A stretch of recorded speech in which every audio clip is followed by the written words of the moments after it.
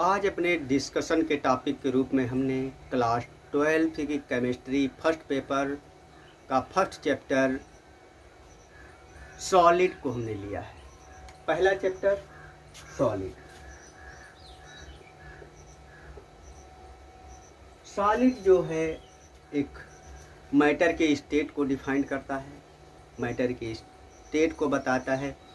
पिछली क्लास में जो है 11th में जो है स्टेट ऑफ मैटर के विषय में, पदार्थ की अवस्था के विषय में आप लोग पढ़ चुके हैं, लेकिन यहाँ पर हम थोड़ा सा डिस्कशन करेंगे यहाँ पे कि वास्तव में ये मैटर आप सभी लोग जानते हैं मैटर क्या होता है। जो भी पदार्थ, जो भी वस्तुएं हैं जो स्थान घेरती हैं और जिनका द्रव्यमान होता है, मास होता है, वो पदार्थ के अंतर्गत रखी जाती है। अब हम मैटर को लेते हैं। मैटर को 3 भागों में डिवाइड किया गया। पहला सॉलिड, दूसरा लिक्विड, तीसरा गैस। अब हम पहले सॉलिड पे बात करते हैं। तो हम सॉलिड किसको कहते हैं? जिसका आयतन और आकार दोनों ही सुनिश्चित होता है, उसको हम सॉलिड कहते हैं। अच्छा, लिक्विड हम किसको कहते हैं? जिसका आयतन तो निश्चित होता है परंतु आकार निश्चित नहीं होता है, उसको हम लिक्विड कहते हैं। गैस, जिसमें आयतन और आकार जिन पदार्थों के दोनों ही सुनिश्चित नहीं होते हैं, उनको हम गैस के अंतर्गत रखते हैं। ये भी हमने पढ़ा 11th में जो है केमिस्ट्री फर्स्ट पेपर में कि जो स्टेट ऑफ मैटर है वो चेंज हो सकता है। कैसे चेंज हो सकता है?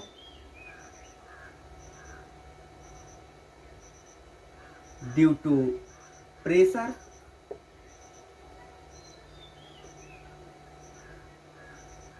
And temperature.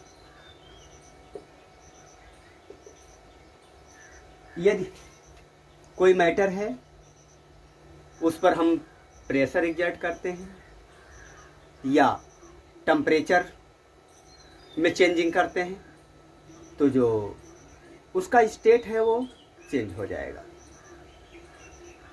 या दोनों में चेंजिंग करते हैं एक साथ में, तब भी हम चाहे उसको बढ़ाएं इन दोनों फैक्टरों को या घटाएं, लेकिन मैटर के जो स्टेट है वो चेंज हो जाएगा। अब इस जो तीनों स्टेट है मैटर का, उसको ऐसी कौन सी जो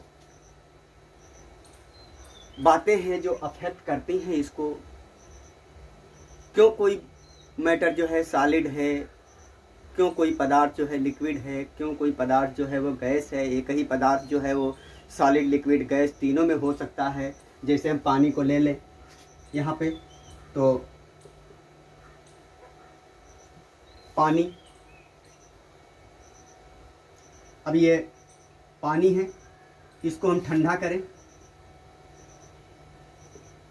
तो ये बर्फ में कन्वर्ट हो जाएगा, और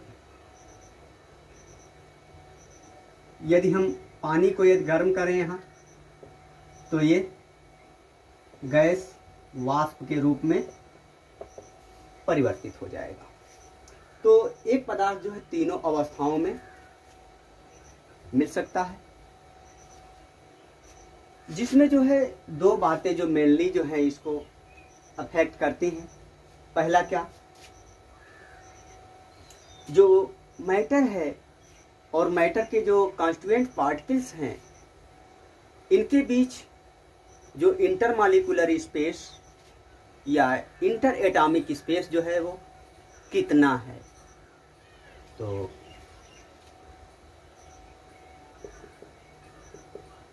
इंटर एटॉमिक और इंटरमॉलिक्यूलर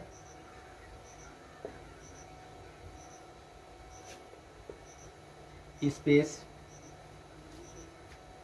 दूसरी बात जो है इंटर एटॉमिक और इंटरमॉलिक्यूलर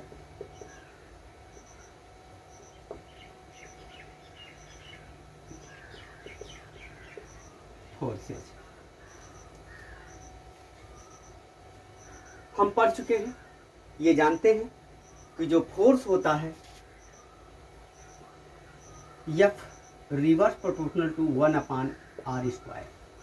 ये कॉन्स्टिट्यूएंट पार्टिकल्स हैं, उनके बीच की डिस्टेंस जो बढ़ेगी तो उनके बीच लगने वाला बल घटेगा, और यदि बल घटेगा तो जो मैटर का स्टेट है वो अवश्य चेंज होगा, क्योंकि फोर्स ऑफ अट्रैक्शन जो है वो रिड्यूस्ड हो जाएगा।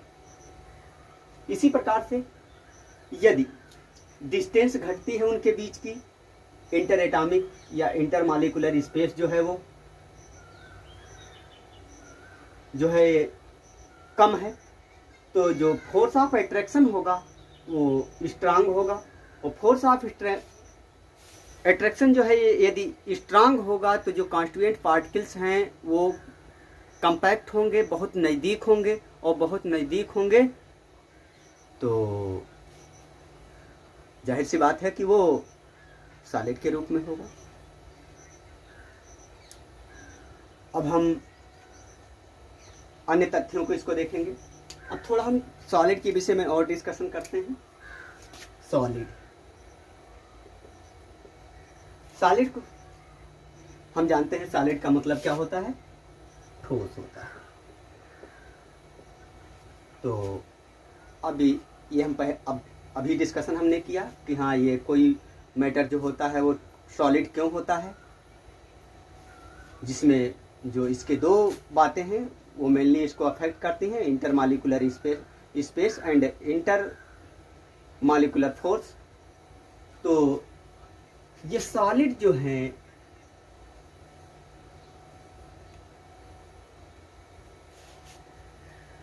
इसकी प्रॉपर्टी क्या है? हम एक चीज यहां पे पहले देख लेते हैं कि सॉलिड की प्रॉपर्टी ऑफ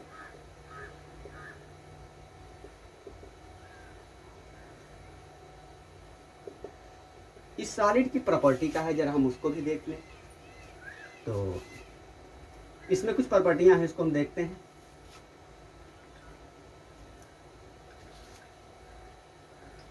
पहली प्रॉपर्टी इसकी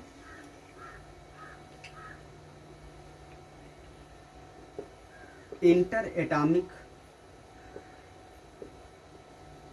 और inter molecular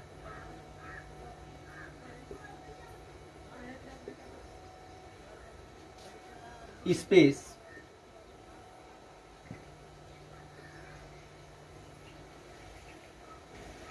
is very interatomic or intermolecular space is very short, बहुत छोटा होता है। दूसरी बात, force of attraction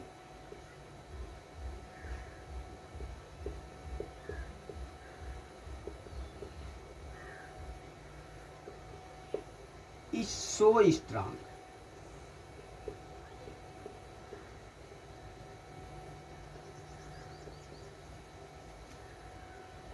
particles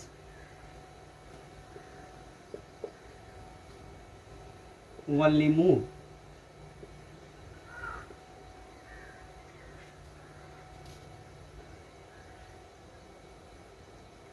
about its middle position,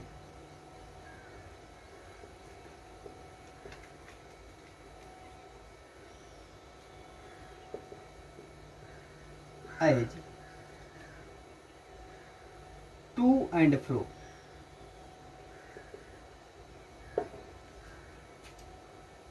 और एक बात इसमें और ये नॉन कंप्रेसिबल होता है, अर्थात इसको दबाया नहीं जा सकता है। तीसरी पार्ट में जो बात जो कही गई है, मतलब जो पार्टिकल्स होते हैं इनके बीच फोर्स ऑफ अट्रैक्शन इतना अधिक होता है, ये इतने कंपैक्ट होते हैं कि केवल ये अपने मिड जो एक्सिस है उस एक्सिस पर जो है to and fro, left and right, up and down, केवल ये मूव कर सकते हैं, बाकी ये मूव नहीं कर सकते हैं।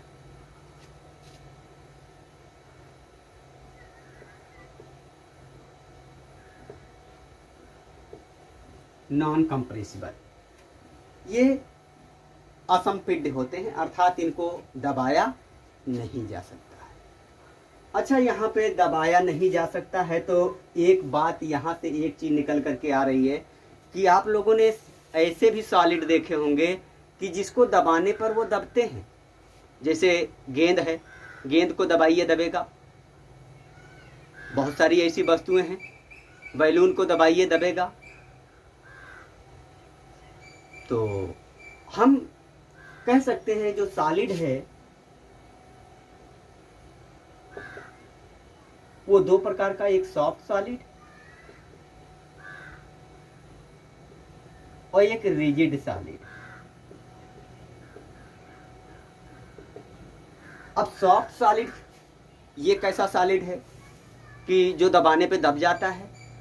तो प्रॉपर्टी इसमें सॉलिड की होती है, जो पार्टिकल्स होते हैं उनके बीच इंटर एटॉमिक स्पेस या इंटर मॉलिक्यूलर जो स्पेस हैं वो सॉलिड के ही रेंज में होते हैं। लेकिन रिजिड सॉलिड की अपेक्षा जो है इसमें जो इंटर एटॉमिक स्पेस और इंटर मॉलिक्यूलर स्पेस जो होता है ज़्यादा होता है। इस कारण से इनके बीच जो फोर्स ऑफ अट्रैक्शन होता है थोड़ा कम होता है, जिससे यदि हम एक्सटर्नल फोर्स इस पर प्रेशर अप्लाई करते हैं तो इनके जो कॉन्स्टिट्यूएंट पार्टिकल्स हैं उनमें डिस्प्लेस हो जाते हैं और इनमें मोमेंट होने के कारण जो है ये प्रेस्ड हो जाते हैं। इसलिए इनको सॉफ्ट सॉलिड कहा जाता है। जबकि रिजिड सॉलिड जो है, रिजिड सॉलिड में जो पार्टिकल्स हैं वो वेरी वेरी कंपैक्ट होते हैं और इनके बीच जो है जो इंटर एटॉमिक और इंटर मॉलिक्यूलर स्पेस है वो बहुत ही कम होता है। बहुत कम होने के कारण इनका जो फोर्स ऑफ अट्रैक्शन है बहुत स्ट्रांग होता है, जिस कारण से जो पार्टिकल होते हैं इनमें मोमेंट नहीं होता है, और मोमेंट नहीं होता है तो ये रिजिड सॉलिड के रूप में जाने जाते हैं। अब जो कि क्लास 12 की केमिस्ट्री फर्स्ट पेपर में सॉलिड चैप्टर के अंतर्गत जो है, अब इस सॉलिड को थोड़ा और विस्तृत हम करते हैं। सॉलिड की जो पार्टिकल्स का जो अरेंजमेंट है उसके अकॉर्डिंग हम इसको क्लासिफाई करते हैं। तो ये सॉलिड जो है दो प्रकार का है, क्रिस्टलाइन और एमार्फस।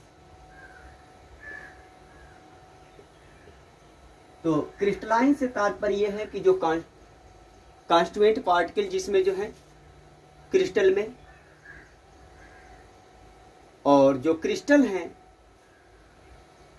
वो भी एक फिक्स मैनर में अरेंज्ड है। मतलब यहां पर इसका तात्पर्य फिक्स्ड शेप,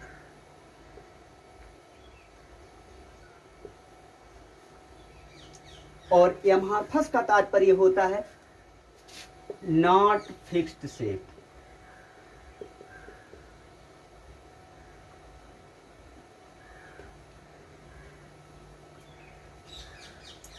अब हम क्रिस्टलाइन पर आगे हम डिस्कशन करते हैं।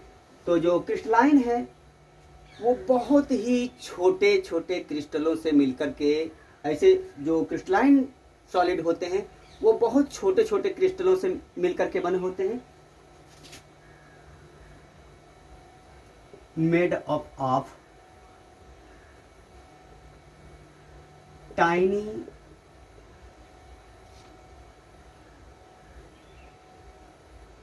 क्रिस्टल। ये टाइनी क्रिस्टल से मिलकर के बना होता है। और जो ये टाइनी क्रिस्टल होता है, इसमें जो पार्टिकल्स होते हैं, size of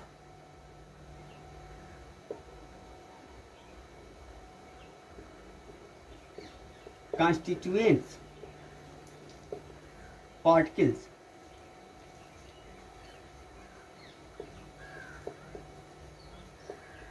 irregular।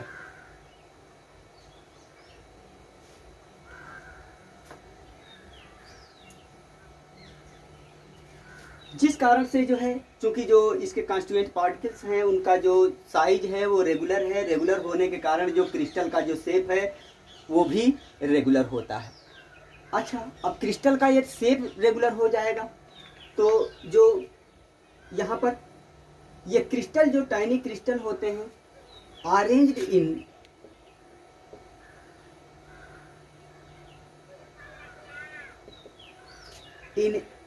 A proper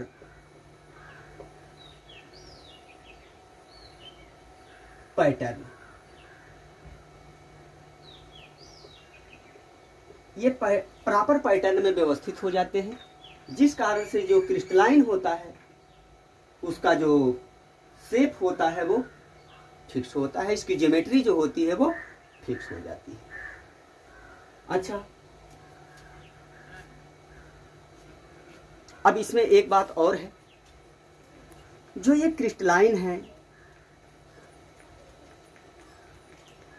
इनका जो टाइनी क्रिस्टल्स हैं उनका जो शेप एंड साइज है वो बहुत ही छोटा होता है, रेगुलर होता है, जिस कारण से ये लॉन्ग डिस्टेंस तक जो है अरेंज हो जाते हैं, बहुत लंबी दूरियों तक ये इंटरकनेक्ट होते हुए चले जाते हैं। और इनके बीच का जो इंटरवल होता है क्रिस्टलों के बीच का, जो वो इक्वल होता है, समान होता है, सर्वत्र समान होता है। पूरे क्रिस्टल में जो है, जो इनके क्रिस्टलों के बीच का जो स्पेस है वो इक्वल होता है, जिस कारण से जो है ये लॉन्ग रेंज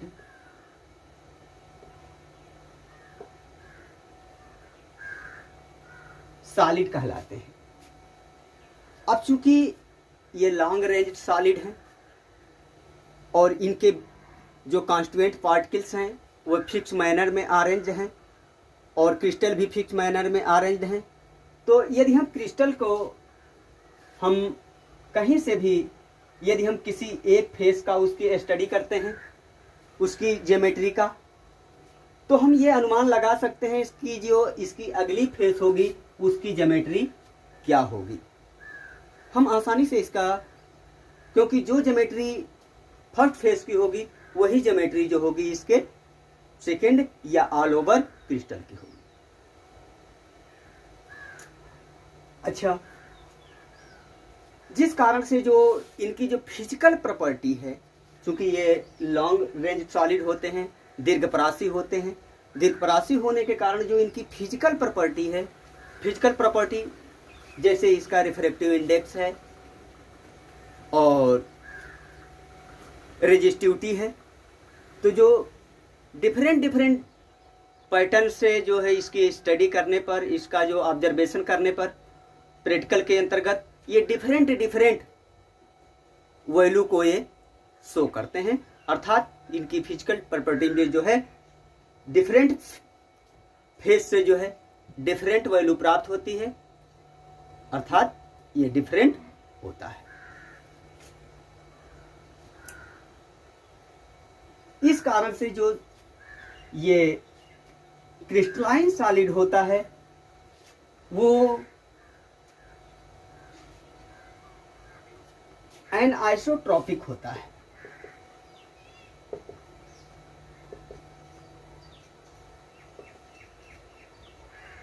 अर्थात ये विषमदैशिक गुण प्रदर्शित करता है। तो यहाँ विषम दैशिक से, चूंकि हम अभी इस पर डिस्कशन कर चुके हैं कि जो ये लॉन्ग रेंज होते हैं और इसमें जो इनकी जो ज्योमेट्री है वो इसमें रिपीटिंग प्रॉपर्टी होती है, जिस कारण से जो है ये इनके जो गुण होते हैं, जो फिजिकल गुण होता है वो एक फेस से दूसरे फेस पर जो है ये चेंज हो जाता है, अतः ये एनआइसोट्रॉपिक होते हैं क्योंकि ये लॉन्ग रेंज सॉलिड होते हैं। बहुत दूरी तक ये इनके क्रिस्टल जो होते हैं वो फिक्स्ड मैनर में अरेंज होकर के एक लंबी श्रृंखला का निर्माण करते हैं। अब हम बात करते हैं यहाँ पे कुछ बातों को और हम देखते हैं जो क्रिस्टल हैं, जो क्रिस्टलाइन मटेरियल्स हैं।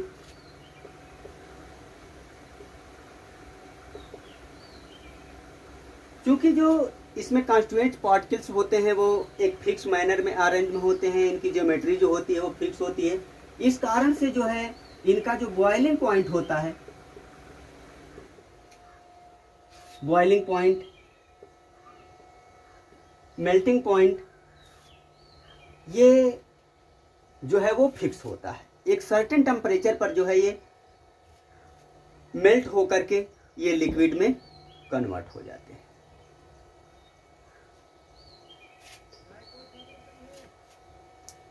इसी प्रकार से हम देखते हैं किसी सॉलिड को जो है ये किसी तेज धारदार औजार से उसको काटा जाए तो रेगुलर सरफेस प्राप्त होती है, शाइनिंग सरफेस प्राप्त होती है।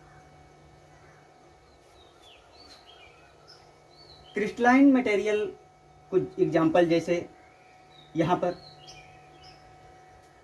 NaCl, सोडियम क्लोराइड और क्वार्टज,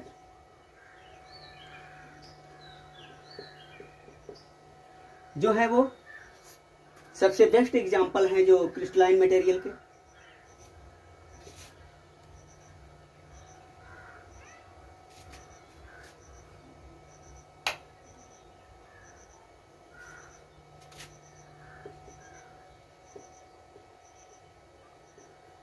एमार्फस अर्थात अक्रिस्टलीय सॉलिड। एमार्फस अभी हमने ये जाना ही कि नॉट फिक्स्ड शेप, क्योंकि अब इसका रीजन क्या है, अर्थात जो इसमें कॉन्स्टिट्यूएंट पार्टिकल्स होते हैं वो फिक्स मैनर में अरेंज नहीं होते हैं। फिक्स मैनर में अरेंज ना होने के कारण जो है जो इसका शेप एंड साइज जो होता है ऐसे मटेरियल का जो है वो इरेगुलर होता है। तो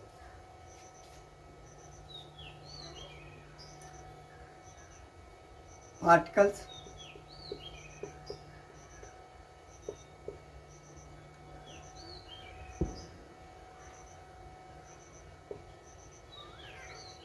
arranged in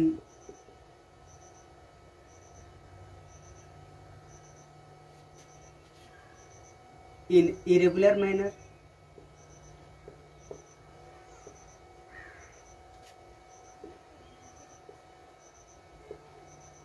जिससे क्या होता है इसका शेप एंड साइज जो होता है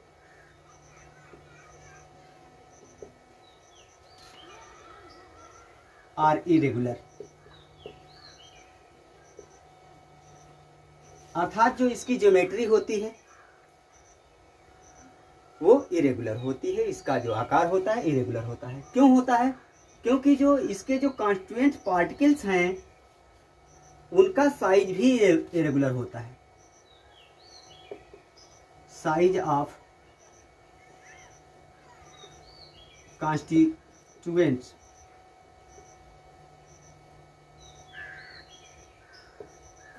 particles is irregular चूंकि जो पार्टिकल्स हैं वो इरेगुलर मैनर में जो है अरेंज होते हैं, इसलिए ये लंबी दूरी तक इनका पैटर्न नहीं बन पाता है और ये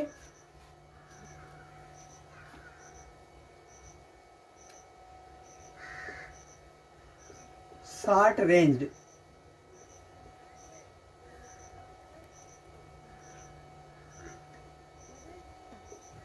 सॉलिड कहलाते हैं, अर्थात ये लघुपरासी होते हैं। ये रिपीटिंग प्रॉपर्टी को ये शो नहीं करते हैं, अर्थात इनका जो पार्टिकल्स का जो अरेंजमेंट है और जो उसकी ज्योमेट्री है उसमें बहुत शॉर्ट रेंज में रिपीट होती है, लॉन्ग रेंज तक जो है रिपीट नहीं होती है।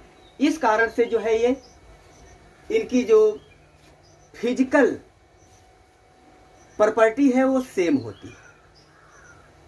अब फिजिकल प्रॉपर्टी सेम होने का तात्पर्य क्या है, जैसे रिफ्रैक्टिव इंडेक्स है और इसकी कंडक्टिविटी है, तो वो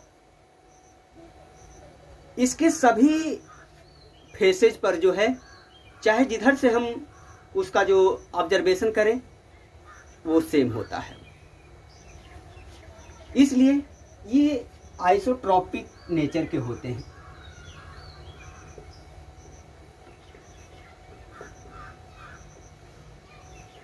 ये समदैशिक प्रकृति के होते हैं। इससे जो इसकी फिजिकल प्रॉपर्टी जो होती है, चूंकि शॉर्ट रेंज में ये अरेंज होते हैं, तो इनके जो नेचर होता है वो आइसोट्रॉपिक नेचर का होता है और सभी साइड से जो है ये इनकी फिजिकल प्रॉपर्टी जो होती है वो सेम होती है। अब इसकी आगे की बातों को हम देखते हैं। इसमें तो जो एमॉर्फस है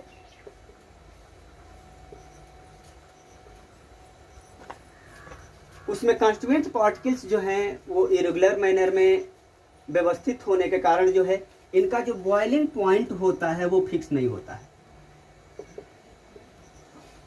अर्थात ये किसी अक्रिस्टलीय ठोस को जो है यदि गर्म किया जाता है तो पहले वो मेल्ट होंगे, मेल्ट होने के बाद जो है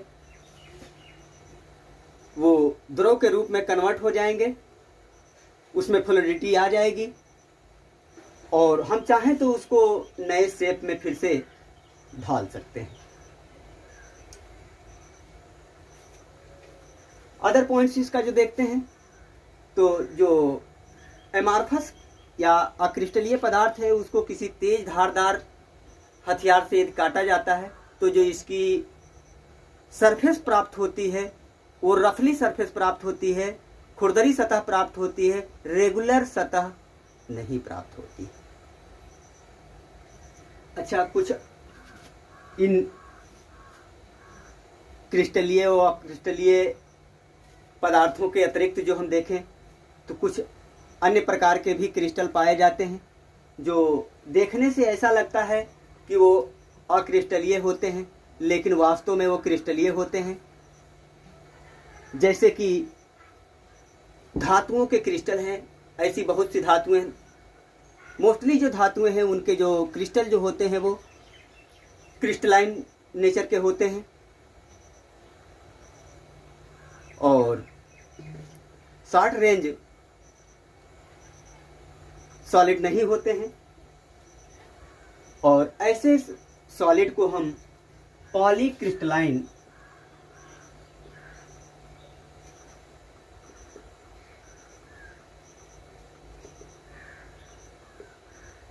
सॉलिड के रूप में हम जानते हैं। जो एमॉर्फस है, अक्रिस्टलीय पदार्थ हैं, अक्रिस्टलीय पदार्थ जैसे क्वार्टज, कांच,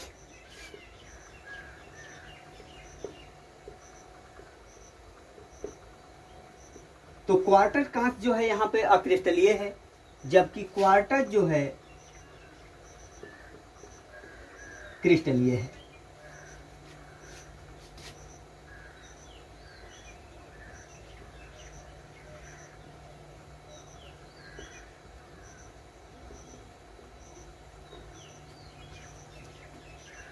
आजकल तमाम प्लास्टिक्स हैं,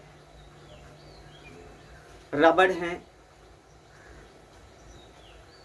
जिनका हमारे दैनिक जीवन में आज बहुत ही इम्पोर्टेंट रोल है। तमाम प्रकार की वस्तुएं बनाई जाती हैं जिससे हमारा जो डेली लाइफ है वो इजी हो गई। आगे के टॉपिक्स को जो है हम अगले वीडियो में डिस्कशन करेंगे।